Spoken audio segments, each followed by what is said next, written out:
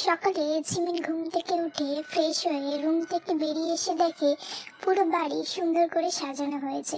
চারিদিকে সুন্দর করে লাইট লাগানো হচ্ছে। সবাই যে যার মতো কাজে ব্যস্ত। জিমিন মন দিয়ে পুরো বাড়িকে ঘুরে ঘুরে দেখছিল। তখনই পিছন থেকে তে দৌড়ে এসে জিমিনকে বলে, উঠে গেছিস দিদি ভাই?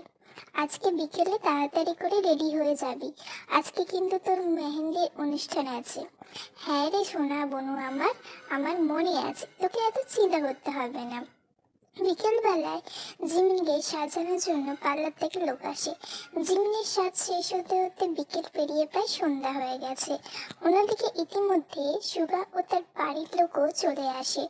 জিমিনের সাজ শেষ হলে তে জিমিনকে নিচে নিয়ে আসার জন্য যায়। তে জিমিনকে সিঁড়ির কাছে নিয়ে আসার পর চারিদিকে আলো বন্ধ হয়ে যায়। তারপর একটা লাইট জ্বলে ওঠে, যে লাইটের নিচে দাঁড়িয়েছিল জিমিন। সুগা তাকিয়েছিল। সুগার এই অবস্থা দেখে পাশ থেকে জাঙ্গুক বলে, বন্ধু আমার, এইভাবে বৌদিকে দেখো না, দেখার জন্য সারা জীবন পড়ে আছে। আর এবার নিঃশ্বাসটা নে, না হলে তোমারকে মরে যাবি। আর কালকে সকালে পেপারে বড় বড় করে নিউজ বেরাবে যে বর তার বউয়ের সৌন্দর্য দেখে দম বন্ধ হয়ে মারা গেছে। তখন কি হবে বলতো? জাঙ্গুক, তুই কিন্তু এবার একটু বেশি বাড়াবাড়ি করছিস। দাঁড়া, আমারও একদিন সময় আসবে। অন্যদিকে তে জিমিনকে নিয়ে আসে এবং সুগার পাশে বসিয়ে দেয়। তারপর জিমিনে দুহাত ভর্তি করে মেহেন্দি করে দেয় মেহেন্দি আর্টিস্টরা, এবং মেহেন্দির মাঝে সুগার নামটাও লিখে দেওয়া হয়। সবাই মিলে সারা সন্ধ্যা জুড়ে নাচা গানা করে অনেক মজা করে, সময় কাটায়। সন্ধ্যা থেকে নাচ গান করে জিমিন খুবই ক্লান্ত হয়ে পড়ে এবং জিমিনের পাও ব্যথা করছিল। তাই কোনো রকমে ফ্রেশ হয়ে জিমিন বিছানায় গাটা এড়িয়ে দেয় আর কিছুক্ষণের মধ্যে ঘুমের দেশে হারিয়ে যায়। পরদিন সকালে জিমিনের ঘুম ভাঙে সুগার ফোনে।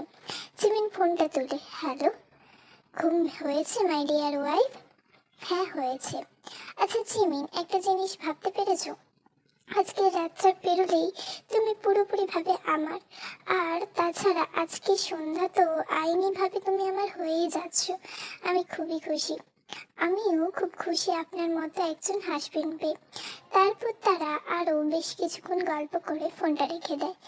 আজ জিমিনা সুগার দুজনের বাড়িতে আত্মীয় স্বজনের সমাগম, সবাই বিয়ে উপলক্ষে এসেছে। সন্ধ্যাবেলায় জিমিনা সুগার রেজিস্ট্রি ম্যারেজ হয়ে যায়। তারা এখন আইনগতভাবে স্বামী স্ত্রী, এবং আজকে তাদের আশীর্বাদটাও হয়ে যায়। সব আচার অনুষ্ঠান শেষ হতে হতে অনেক রাত হয়ে গেছে, তাই সবাই ঘুমিয়ে পড়ে। অন্যদিকে সুগার চোখে কিছুতেই ঘুম আসে না। সে বিছানায় শুয়ে শুয়ে জিমিনের ছবি দেখতে থাকে আর মনে মনে ভাবতে থাকে, আর মাত্র কয়েকটা ঘন্টা, তারপর তুমি আমার। তোমাকে ছাড়া থাকাটা আমার জন্য অসম্ভব। সুগার সারা রাত জিমিনের ছবি দেখে কাটিয়ে দেয়। জানি গল্পটা অনেকটা ছোট হয়ে গেছে, কারণ আমার এখন আমি জানি কি অবস্থায় আমি এই গল্পটা এখন ভয়েস দিলাম। আমার প্রচণ্ড গলা ব্যথা করছে, জানি না আজকের পর কালকে ভিডিও দেওয়ার পর আর কোনো ভিডিও আমি এখন দিতে পারবো কিনা।